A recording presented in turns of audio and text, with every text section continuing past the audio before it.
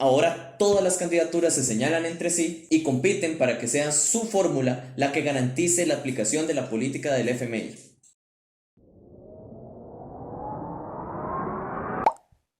Cápsulas de izquierda. ¿Qué es el FMI y por qué quiere todo nuestro dinero? ¿Qué dicen las candidaturas para presidencia? Producido por La Izquierda Diario Costa Rica. El FMI es una organización integrada por 184 países que promueve la estabilidad financiera y la cooperación monetaria internacional.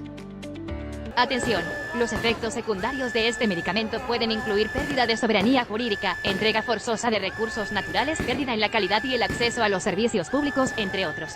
El abuso de este medicamento puede provocar rebeliones populares, crisis política y social, huelgas generales y levantamientos populares.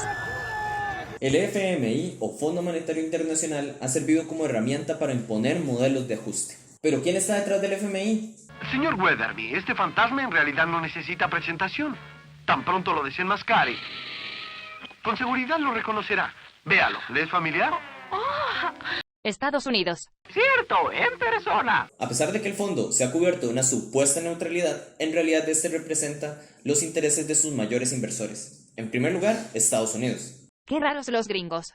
Y China, que se ubica en el tercer puesto de mayores inversores. Por lo tanto, el FMI tampoco está por fuera de la disputa estratégica entre ambas potencias. ¿Pero cómo se ha reflejado esta disputa? Sí, problemas de legitimidad y de credibilidad para avanzar con su plan de ajuste sobre la región. Especialmente con movilizaciones en países que han sido insignia, como Chile, Colombia. ¿Pero qué quiere decir todo eso? ¿Está en crisis el FMI? A pesar de que el Fondo Monetario ha tenido el papel del ojo de Sauron para modelar la política fiscal de lugares como Costa Rica y otros países de la región, sus planes malvados no han podido aplicarse como originalmente los planearon. Un ejemplo, la Ley de Empleo Público, que se presentó como una condición previa para acceder a créditos con el FMI, pero que ya lleva algunos años sin aprobarse como ley. Pero al mejor estilo del equipo Rocket, para hacer cada asalto como si no hubiera otro.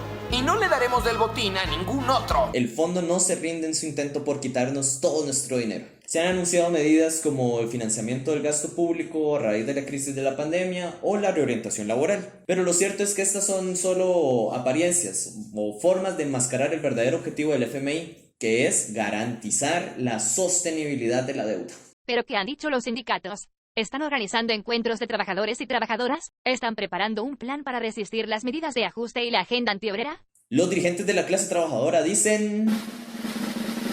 nada. No dicen nada. Chile nada.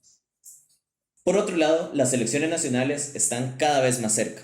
Y a pesar de que existe un consenso más o menos generalizado entre las bancadas de la Asamblea Legislativa para impulsar el ajuste, ahora todas las candidaturas se señalan entre sí y compiten para que sea su fórmula la que garantice la aplicación de la política del FMI. Con la ridícula cantidad de 26 candidaturas a presidencia y cerca de 50 agrupaciones disputando las diputaciones, queda claro que el mayor rasgo de estas elecciones va a ser la fragmentación política. Esta fragmentación es reflejo de la propia crisis de hegemonía que está atravesando Estados Unidos. La crisis de hegemonía es un concepto que define la situación en la que un sistema social, político y económico en su conjunto se encuentra en un escenario de inestabilidad debido a que sus instituciones han perdido la credibilidad y legitimidad ante la ciudadanía. Y se relaciona, por un lado, con el bonapartismo que ha demostrado el gobierno de Carlos Alvarado, que es un gobierno relativamente débil y que trata de actuar como un árbitro entre clases que están chocando.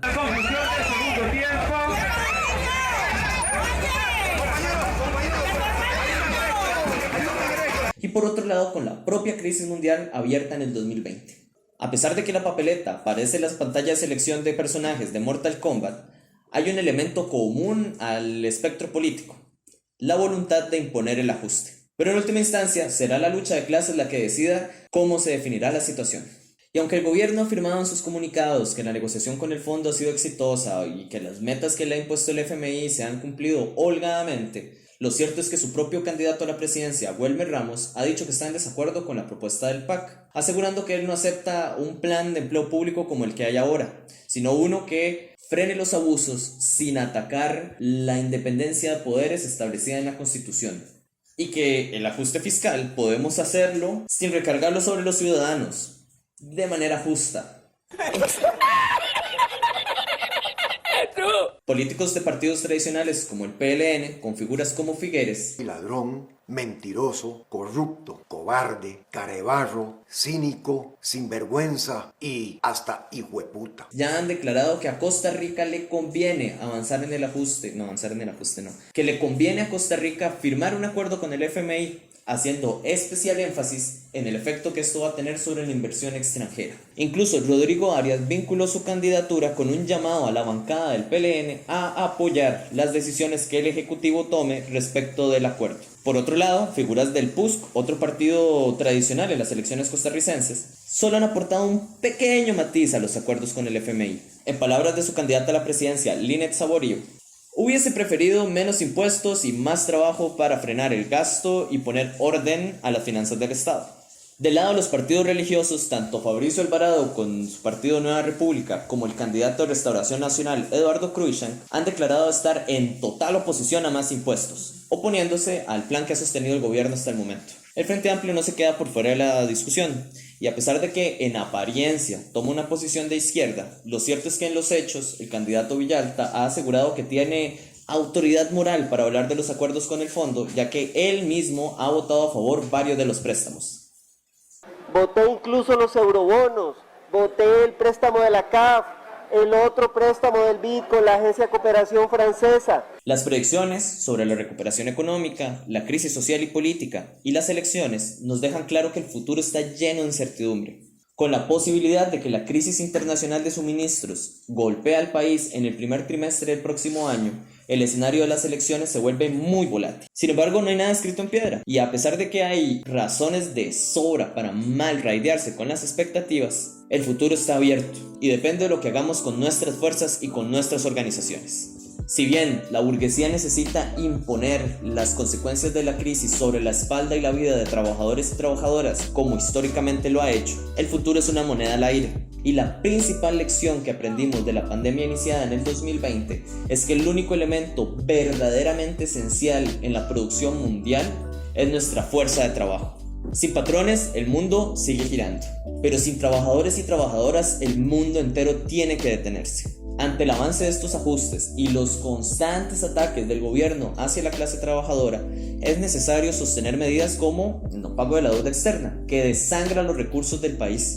La reorientación de los millones de dólares que se gastan en la deuda tienen que priorizar la atención de nuestras necesidades más sentidas, poniendo especial énfasis en las consecuencias de la pandemia, en el acceso a la salud y a la educación de los sectores más empobrecidos. Asimismo, es importante que las organizaciones de izquierda que reivindicamos el anticapitalismo vayamos hacia espacios de militancia conjunta, que nos permitan impulsar las diferentes luchas obreras y populares en cada uno de los bastiones en donde estamos presentes. Un espacio que tenga libertad para poder discutir nuestras diferencias estratégicas. Un espacio así podría servirnos incluso para impulsar las candidaturas de la militancia del nuevo Partido Socialista y el Partido de los Trabajadores en estas elecciones nacionales. Un espacio que nos permita salir con un plan, en un frente común, golpeando como un solo puño para imponer los intereses de nuestra clase a la usura de los acreedores internacionales, los megaempresarios y los políticos al servicio de la burguesía y el imperialismo.